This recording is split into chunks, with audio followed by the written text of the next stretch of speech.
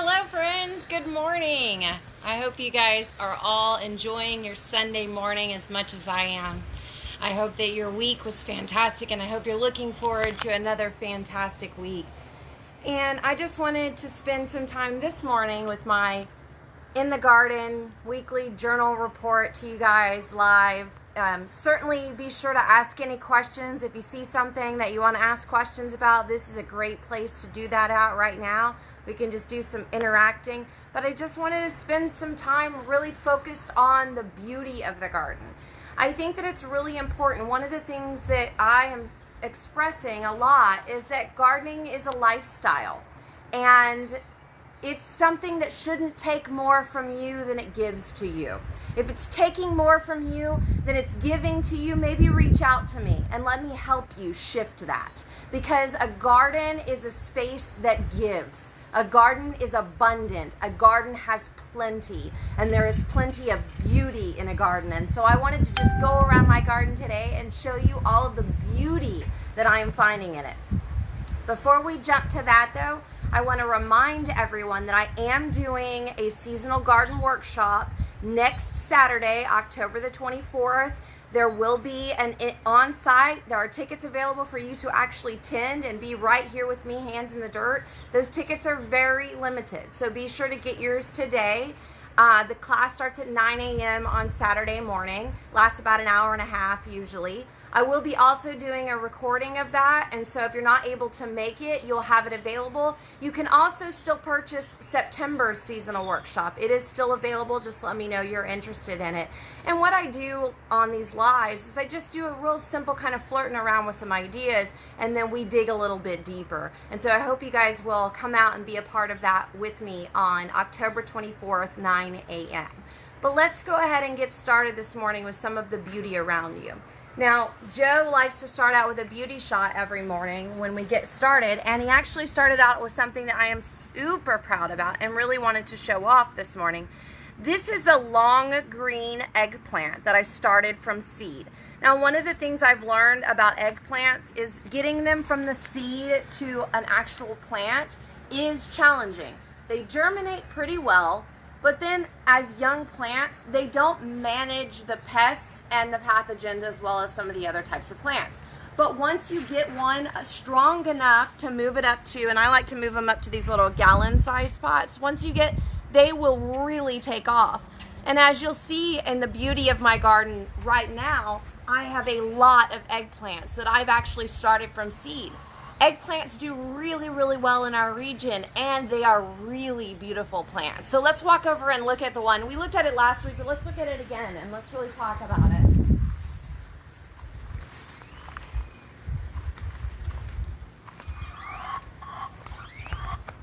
If growing a ton of vegetables is not your primary purpose in gardening, an eggplant can be something that is great for edible landscape and can be available for both things. It is not only a beautiful plant, but it also produces really well in our region. It puts on lovely flowers and it puts on lots of little fruits, and it'll just keep putting, that one looks like it's all done. It's putting on lots of little pretty roots, and then it'll put on all kinds of beautiful flowers. Now I've got another one over here as well, and it's really looking beautiful too. See how, just look at the height of that plant. Look at the what it can look like. It looks like any other really pretty kind of bushing perennial, but this one actually produces food for you. So that's something I think I always want to encourage people to look for, especially if they're trying really hard to make it just a beautiful space that, yes, it does have productive power for you. Yes, it can do some feeding of your family, but as a top priority, its number one goal is just to simply be beautiful for you. And eggplant is a great example of that. Now I'm really excited about that baby eggplant I showed you over there earlier, because that particular eggplant is a long green eggplant. They grow it in primarily in Thailand, and actually there's a variety from Louisiana as well. So what that means is it'll grow in our climate really, really well, and I'm super excited to show that off when it finally starts to put on its first flowers and its first fruits, to show that off to you guys. Now as you just pan around, let's start over here. This is a perennial Turk's cap. I've talked to a lot of you guys about this over the years, and this particular plant I was able to purchase from Native Dave. They are the Aransas Pass growers, and they have a lot of great plants. I think they have 3 different varieties of Turk's cap: a red Turk's cap, a white Turk's cap, and a pink Turk's cap. Now, one of the things about this is that the hummingbirds absolutely love it. Of course, all of the other pollinators love it as well. And even more important than that, it puts on edible flowers and edible fruits. And one of the things, aside from just being this magnificent, beautiful bush that grows, and you can trim it down and make it fit into your spaces a little bit better. This is really overgrown, this space, but I'm happy about that. I really appreciate it and enjoy it. I took some of these beautiful flowers over to the post the other day to one of the bartenders, along with some other beautiful flowers as well. And he was able to drop them in some pretty cocktails. So if you're making yourself some lovely cocktails in the evening, be sure to grab yourself one of your pretty little edible flowers from your Turk's cap and drop it on top, just to give you that little bit of fresh, happy feeling inside your home. I always appreciate that stuff. That's part of the reason why I plant so many zinnias. Now zinnias, this one zinnia is just simply one plant, and it has produced and produced and produced. Now of course most of these are need to be deadheaded and seeded out. But I cut 5 or 6 pretty zinnias off of this plant just the other day. It's such a beautiful plant. I mean, look, here's some more of it. There's just tons of red. That's one zinnia flower. If you can even get one zinnia flower to be good, it's going to be growing and putting on all of these beautiful red flowers. Of course, the red flowers are very important to the hummingbirds. The hummingbirds love the red flowers, and it's hummingbird season. They're all happily buzzing around. I've talked about this one a few times as well, but the Cuban oregano is a really pretty edible landscape as well, especially this particular variety that has the variegated leaves. Of course, it's edible, it's an herb, you can use it in all types of things, but it's also just pretty landscaping. It's something that you can just cover ground with, and it grows really well, just like the Turk's cap. It grows really well when you propagate it. You can just cut it off, drop it in some sand and some peat moss, and you will be propagating some of your own very soon, right? Okay, let's move this direction and go on ahead over to my other garden. Glancing around at a few zinnias. Yes, I wanted to make sure and talk to you guys about the tomatillos. Tomatillos that I have been growing and growing and growing, and I've been talking to you all about this challenge with whether or not I'm ever going to actually have any real tomatillos. But I will tell you that this tomatillo plant is beginning to put on some of the little tomatillos. They're kind of hidden away, tucked down inside of there, and I'll show you some more on the other side that are growing really well. But this plant is just really a pretty plant. So you see, here's one right here, and what I'm waiting for is for the fruit inside to actually begin to grow. Here's one right here. The fruit inside this one is actually hard, and so eventually, now let's go around to the other side over there and I'll show you how they are starting to get ready to harvest. And you can see the yellow starts to change a little bit, the color of the plant. You can see it's still full, and then here's one that is really pretty much ready to harvest. And see, what'll happen is this stuff will start to pull back from it. This husk will start to pull back from it, and then you know it's completely ready. And so I think the trick with tomatillos is to be patient and to have lots of pollinators. So one of the things you can begin doing if you haven't already is, I just loved how beautiful this burgundy okra was this season, so I've left it on for a really long time. But I'm really pretty much ready to start taking all of this stuff out. And I have all of this red scarlet or Texas sage, salvia flower here. That's what this is over here. And I really like to leave a lot of that. It grows really abundantly. I leave it for the hummingbirds. I leave it for the plants, the different types of insects and critters that like that red flower. But as it's starting to really put on a lot of seeds and there's not really any flowers anymore, it's probably time for me to go ahead and clean this bush up and really make it a little bit prettier over here in this area. Now, just a quick pan, you can see how happy I am. Look how beautiful. Look at this cabbage. Are you kidding me? This is a Chinese cabbage. It's called the Merlot, of course. Look how beautiful that plant is going to be. Now, yes, it's going to add beauty to my garden, but it's also going to give me food in my home. And we're planning on making a whole lot of kimchi and sauerkraut and all kinds of fish tacos. We're going to be eating a lot of cabbage this year, Joe. I hope you're ready. No? That laugh didn't get you? I nodded with the camera. There's so many levels to this Sunday morning show. There's so many levels. Yeah. Yeah. Over here, oh, I forgot to bring my shears. I was planning on bringing my shears so that I could show you this beauty back here. Be careful where you step. I got radishes growing over there. Okay, look at this. I'm going to take this off. Now, I can't not state the obvious, and the fact that it's leaning against a creosote post, which I don't love.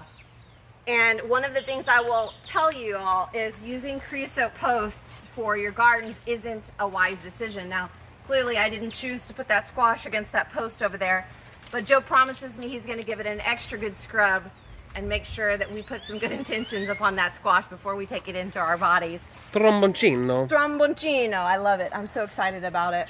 I just think this garden, y'all, I was standing in this garden the other day. Joe walked out. He said, "What are you doing?" And I said, "I am literally just admiring the beauty of this garden." If you've been with me since last January, which is when I really started doing these journaling and then started showing off this brand new garden, you will know that I have had a little bit of struggle in this garden. You will know that I expected to have a little bit of trouble in this garden.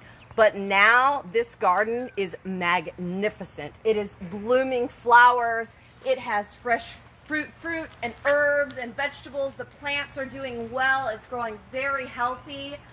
And look, I'm super proud of this. I have no idea what kind of tomato this is, but isn't that the coolest? It's some kind of paste tomato is my guess. Yeah, I don't label things very good. I'm trying to get better at labeling things.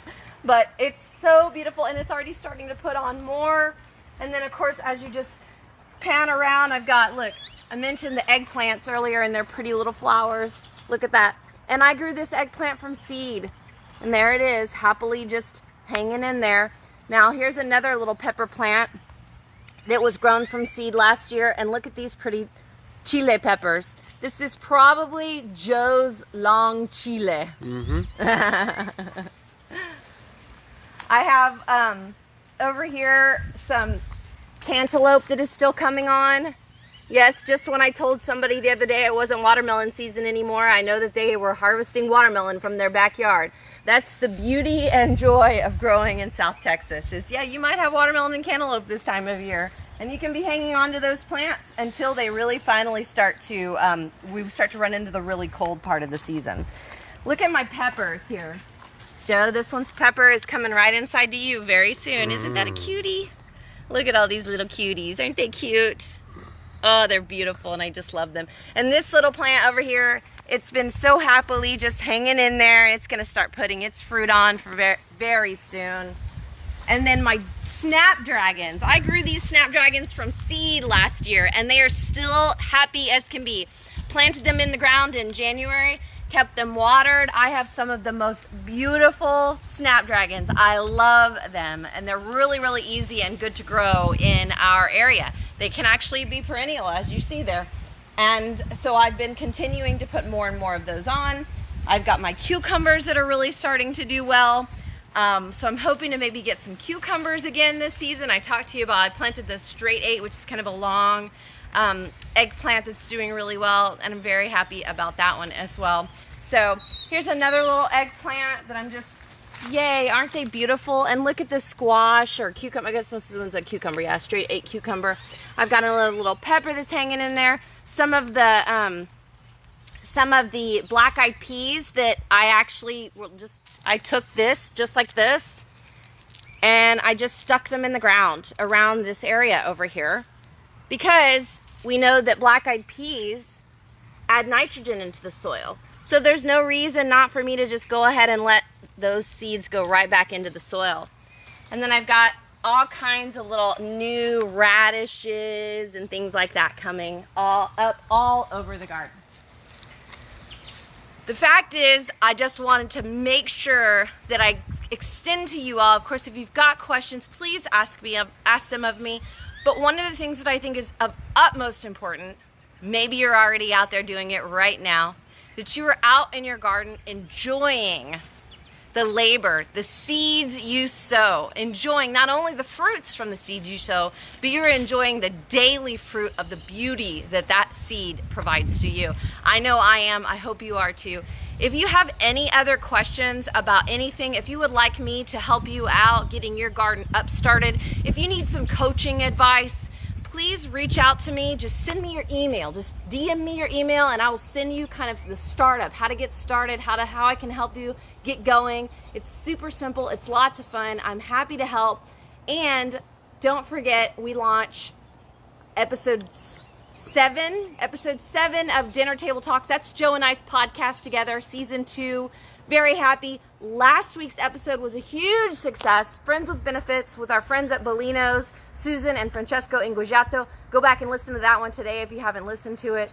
And I hope that you all have the absolute best week ever and that you are enjoying all the beauty of life. I look forward to seeing you. Bye.